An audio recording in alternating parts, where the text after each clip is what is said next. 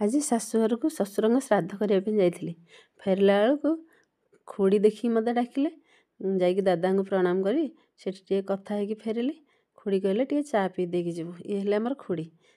ମୁଁ ମନା କଲି, କହିଲି ନା ମୁଁ ଚା ପିଇବିନି। ଏମିତିରେ ବାପାଙ୍କୁ ଛାଡ଼ିକି ଯାଇଛି, ତେଣୁ ମୁଁ ତରତର ହେଉଛି ଆସିବା ପାଇଁ। ଆଉ କେଉଁଠି ଠିଆ ହେବାକୁ ସମୟ ଅଛି? ଇଏ ଆମର ହିରୋ ଆସିଗଲେ ପଚାରିବାକୁ, କେତେବେଳେ ଆସିଥିଲ, କ'ଣ ଯିବାକୁ ବାହାରିଲଣି? କଥା ହେଇକି ଫେରିଲା ବେଳେ ଟି ବ୍ରିଜ୍ରେ ଠାକୁରଙ୍କ ପାଖକୁ ନ ଯାଇ ରାସ୍ତାରୁ ଠିଆ ହେଇ ଠାକୁରଙ୍କୁ ଟିକେ ପ୍ରଣାମ କରିଦେଇ ଫେରି ଆସିଥିଲି। ଘରେ ବାପାଙ୍କୁ ଏକା ଛାଡ଼ିକି ଯାଇଛି, ସେଥିପାଇଁ ତରତର ଲାଗୁଥାଏ। ବାପାଙ୍କର ଆଜି ଚଷମା ଆସିଯାଇଛି। ଚଷମାଟା ବାପାଙ୍କୁ କେମିତି ଦେଖାଯାଉଛି ନା ନାହିଁ ବୋଲି ଟେଷ୍ଟ କରିବାକୁ ଝିଅ ଆଣିକି ପିନ୍ଧେଇ ଦେଲା। ବାପା କହିଲେ ବଢ଼ିଆ ଦେଖାଯାଉଛି। ବାପାଙ୍କ କାମ ସାରିଦେଇ ଖାଇବା ପିଇବାକୁ ଦେଇଦେଇ ସେକେଣ୍ଡ ହାଫ୍ରେ ବାହାରି ପଡ଼ିଲି ଅଫିସ୍ ଆଡ଼େ ଯିବା ପାଇଁ। ସେ କାମ ତ ଟିକେ କରିବାକୁ ପଡ଼ିବ।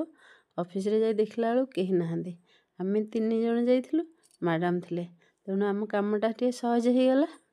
ମୋର ଆଜି ମେରି ପେହଚାନ କରିଦେଲେ, ଡିଜି ଲକର୍ କରିଦେଲେ। ତାପରେ ପିଏଲ୍ଡି ଏଣ୍ଟ୍ରି ହେଇଗଲା।